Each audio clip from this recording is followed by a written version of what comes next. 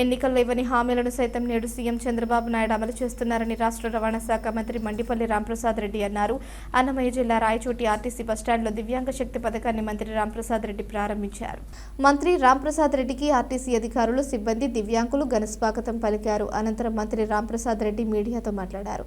నాడు మహిళలకు, నేడు దివ్యాంగులకు ఆర్టీసీలో ఉచిత ప్రయాణం కల్పించడం ఎంతో శుభ పరిణామమన్నారు. దివ్యాంగ శక్తి దివ్యాంగులకు ఓ వరం లాంటిదన్నారు. రాష్ట్రంలో 12.5 లక్షల మంది దివ్యాంగులకు ఆర్టీసీలో ఉచిత ప్రయాణ సౌకర్యం కల్పిస్తున్నామన్నారు. రాష్ట్రం అప్పుల్లో ఉన్నా కూడా సంక్షేమం, అభివృద్ధి ధ్యేయంగా కూటమి ప్రభుత్వం పనిచేస్తుందన్నారు. గత ప్రభుత్వంలో గాడి తప్పిన ఆర్టీసీని నేడు గాడిలో పెడుతున్నామన్నారు. రాష్ట్ర వ్యాప్తంగా ఇప్పటికే 1450 డీజిల్ బస్సులను ప్రవేశపెట్టామన్నారు. త్వరలో మరొక 257 బస్సులను అందుబాటులోకి తీసుకువస్తామన్నారు. పేద ప్రజలకు ఆర్టీసీ సేవలు ప్రత్యేకంగా ఉండేలా చర్యలు తీసుకుంటామని మంత్రి రామ్ ప్రసాద్ రెడ్డి తెలిపారు. మనతో పాటే హక్కు కలిగిన వాళ్ళు, మనతో పాటే పుట్టిన వాళ్ళు, మనతో పాటే ప్రయాణించే వాళ్ళు ఎవరు? దివ్యాంగులు. మన కుటుంబాల్లో ఉండొచ్చు, మన ఇంటి పక్కన ఉండొచ్చు, మన ఇంటి ముందర ఇంట్లో ఉండొచ్చు. అలాంటి కుటుంబాలను కూడా లోకంలో ఎక్కడా చిన్న చూపు చూడకూడదు అనే మంచి ఉద్దేశంతో ఈ రోజు ఈ ప్రభుత్వం ఎన్నో కార్యక్రమాలు దివ్యాంగుల కోసం చేస్తా వచ్చింది. దానిలో భాగంగానే ఆర్టీసీ బస్ ఎక్కితే ఒక సీటు వాళ్ళ కోసం రిజర్వ్ ఉంటుంది. అలాగే ఉద్యోగాల్లో కానీ, స్కూల్లో సీట్లలో కానీ ప్రతి ఒక్క విషయంలో వాళ్ళ కోటాలు కల్పించిన ప్రభుత్వాలు ఉన్నాయి. దాంట్లో చంద్రబాబు నాయుడు గారు ఎప్పుడూ తీసుకోలేదు. ఈ రోజుకి కూడా ఈ రాష్ట్రంలో ప్రభుత్వం ఏర్పాటైన తర్వాత స్త్రీశక్తి పథకం ఇచ్చాం. సార్లే స్త్రీశక్తి ఇచ్చాం, ఇంకా చాలు ఈ భారం మనకి పడతా ఉంది, ఇంకా గమ్మున ఉండాలని అనుకోలేదు. 10వ తరగతికి ఫ్రీగా ఇచ్చాం, ఇంటర్మీడియట్ కి ఫ్రీగా ఇచ్చాం. ఈ రోజు మన రాయచోట్లో ఉగాది, రంజాన్ తోఫా లాగా ఒక బహుమతి లాగా రాష్ట్ర వ్యాప్తంగా ఈ రోజు గుంటూరులో గవర్నర్ ముఖ్యమంత్రి గారు ఇది ప్రారంభిస్తా ఉన్నారు. నాకు కూడా ఒక ఆర్టీసీ శాఖకు మంత్రిగా ఉండి స్త్రీశక్తి పథకాన్ని కూడా ఇదే బస్ స్టాండ్ లో ఆ రోజు ప్రారంభించాను సార్. నా నియోజకవర్గంలో నేను ప్రారంభించుకోవాలి, దయచేసి నేను గుంటూరుకు రానని చెప్పి నేను పర్మిషన్ తీసి మన వాళ్ళందరూ మన సోదరులను పంచుకోవాలని చెప్పి ఈ రోజు ఈ కార్యక్రమాన్ని ఇక్కడ ప్రారంభించడం జరుగుతూ ఉంది. ఈ పథకంలో మొదటిగా 10 మందికి సమాజంలో ఎక్కడ భేషజాలు ఉండకూడదని చెప్పి వాళ్ళకు కూడా గౌరవంగా, ఇక్కడ డబ్బు విషయం కాదు, సమాజంలో వాళ్ళ గౌరవాన్ని కల్పించే విధంగా ఈ రోజు ఈ పథకాన్ని తీసుకొని వస్తున్నాం. ఇప్పుడే మన అధికారులు చెప్పారు, రాష్ట్ర వ్యాప్తంగా సుమారుగా ఇప్పటికే 12 లక్షల మంది దివ్యాంగులు ఉన్నారు.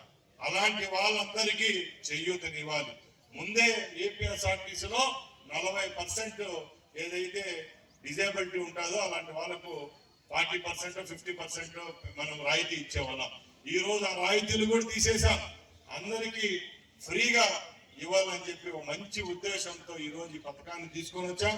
ఈ పథకం ద్వారా కూడా అదనంగా రాష్ట్ర ప్రభుత్వానికి సుమారుగా 200 కోట్లు ఖర్చు అవుతుంది ఒక సంవత్సరానికంటే కూడా. ఎక్కడా భయపడకుండా ఈ పథకాన్ని రాష్ట్ర వ్యాప్తంగా ఈ రోజు అన్ని నియోజకవర్గాల్లో, అన్ని జిల్లా కేంద్రాల్లో ఈ పథకాన్ని ప్రజలకు ఇస్తా ఉన్నాం. అందరూ ఉపయోగించుకోండి. ఈ పథకం ద్వారా ఇంకా మెరుగైన జీవితాన్ని ముందుకు తీసుకొని పోయేదానికి అవకాశం ఉంటుంది.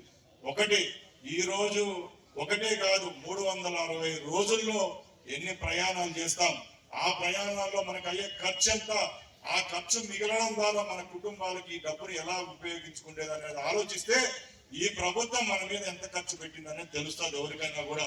మనం అనుకుంటాం ఒక మొదటి వారంలో ఉచిత బియ్యం వచ్చినాయి. ఈ రోజు మార్కెట్ లో 24-30 రూపాయలు పెడితే కూడా బియ్యం దొరకడం లే. అలాంటిది మనకు బియ్యం బిల్స్ ఇస్తా ఉన్నారు, పెన్షన్ ఇస్తా ఉన్నారు, ఇలాంటి స్కీములన్నీ ఇస్తా ఉన్నారు.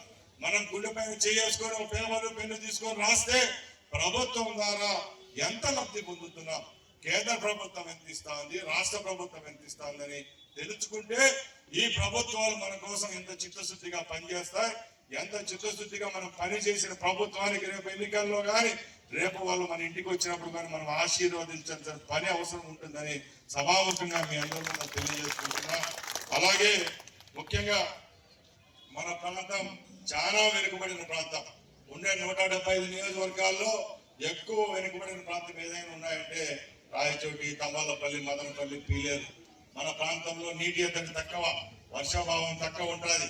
అప్పుడే మార్చి నెల వచ్చిందంటే ఎక్కడ చూసినా కూడా నీళ్ళ సౌకర్యాలు లేవు. రాబోయే కాలంలో కూడా ఆర్టీసీ బస్ స్టాండ్లలో, ఆర్టీసీ బస్ స్టాపుల్లో ఈ 4 నెలల్లో ఎక్కడైనా మంచినీటి సౌకర్యం సమస్యలు లేవనెత్తుకునే ఈ ప్రభుత్వం చర్యలు తీసుకుంటుంది. మంచినీళ్ళ కేంద్రాలు ఏర్పాటు చేస్తాం. అలాగే ఆర్టీసీ బస్ స్టాండ్లలో ఒకప్పుడు ఎక్కడైనా ఫ్యాన్ తిరిగేదా చూడండి, ఈరోజు ఫ్యాన్లు తిరుగుతా ఉన్నాయి ఆర్టీసీ బస్ స్టాండ్లలో. ఒకప్పుడు ఆర్టీసీ బస్ స్టాండ్ లో గోడలకు చూస్తే ఎక్కడ చూసినా ఒక్కాకి నీళ్ళు ఉండేది. ఈరోజు ఎక్కడైనా ఒక్కాకి ఎక్కడైనా ఆర్టీసీ బస్ స్టాండ్లలో ఉందే. ఇది చంద్రబాబు నాయుడు పనితీరు.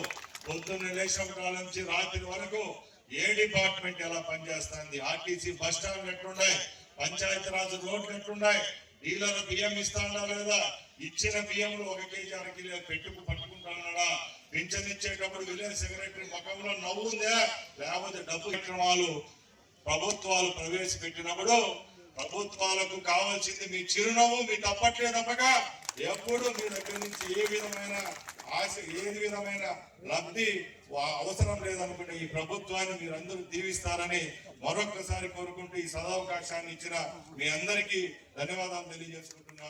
జై హింద్, జై చంద్రబాబు.